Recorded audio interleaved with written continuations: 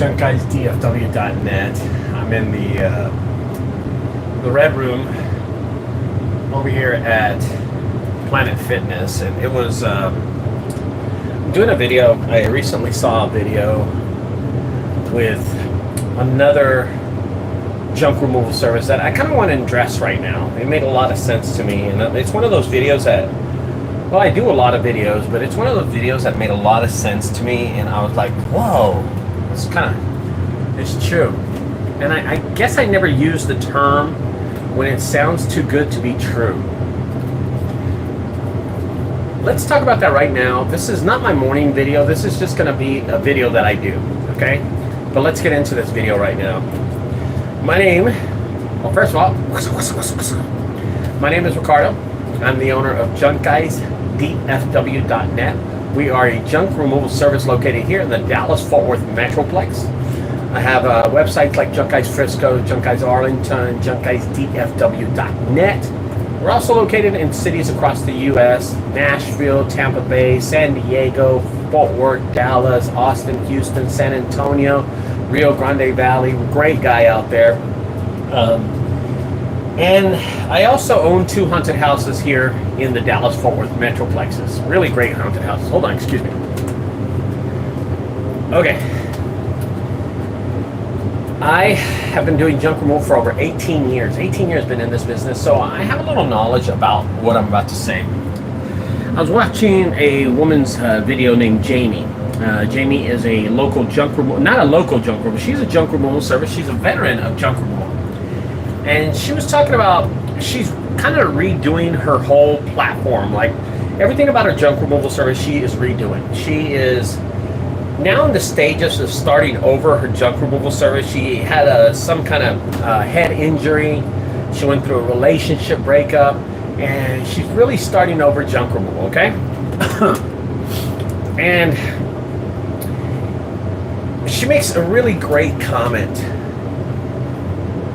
These days, it's so difficult to start junk removal. It is a difficult challenge to get into this business and restart it and redo it. And one of the reasons why is because we are, and I'm going to make this analogy, we're fish in an ocean, and we're swimming around looking for the right things to do, and there's a lot of sharks out there.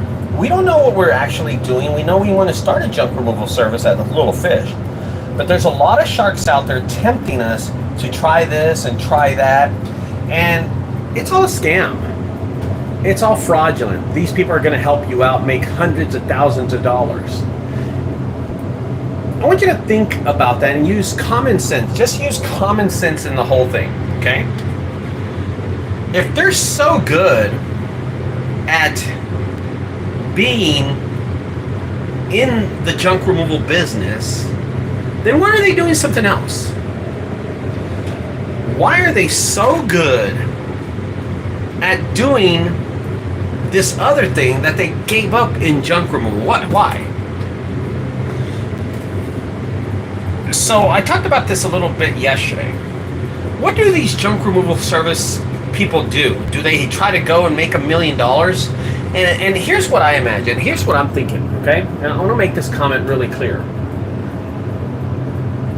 I think a lot of business owners that try to be successful in junk removal, they're trying to make $1 million, okay?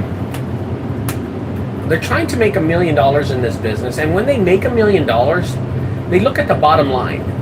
In revenue, they made $1 million, but their bottom line is $70,000 or $65,000 or $80,000. They made no money, because 7% of $1 million, which is national average, by the way, it's a national average, is $70,000.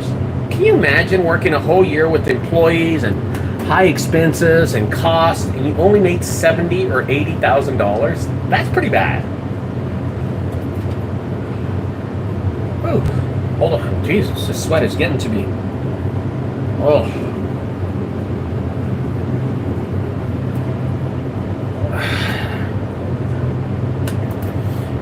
And here's what happens, is that these guys, these companies, these junk removal owners, they get in this business, they make $1 million in revenue, and then they find out that their net profit after all the expenses is added up and subtracted from there, is $70,000, $80,000, and they start mentally going, oh my God, I have to do something. I have to do something. Let's do something else.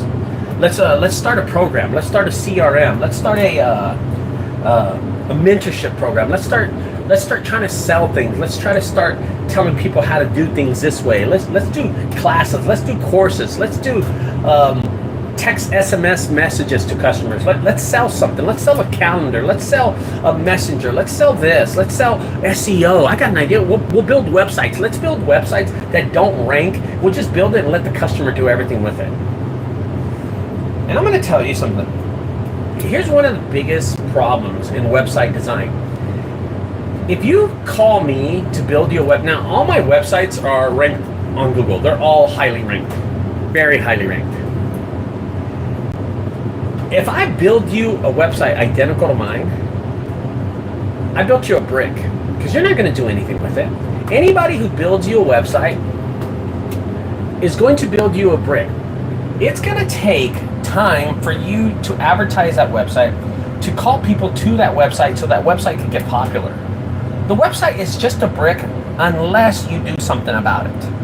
Unless you drive traffic to it. And how are you going to do that? You're going to use social media, but nobody does that. Nobody does it. Guys, I want you to know that these gimmicks out there are ruining junk removal. These SEO gurus, these SMS gurus, these CRM gurus, these I'll build you a website gurus are ruining junk removal, and it's making it a lot harder to start in this business. A lot harder. Holy cow, I am sweating. It's making it a lot more difficult for junk removal companies to just start a new business. It's being tough on us. What are we doing? What are we doing to the industry? We're killing it. With all this fake, you don't see plumbers, you don't see roofers screwing themselves for a couple of bucks. But we're doing it here. It's pretty sad. I was watching Jamie's video and she said, if it sounds too good to be true, it's too good. That is some bullshit. That is some bullshit, and she is 100% correct. They're selling bullshit out there, and we're falling for it, guys. We're falling for it. So be aware of your surroundings. Be aware of the things that you're buying online, because I'm telling you, a lot of it is crap. A lot of it is crap. And if it sounds too good to be true, don't do it. All right? I got to get out of here, guys. I'm dying in here. I'll talk to y'all later. Bye-bye.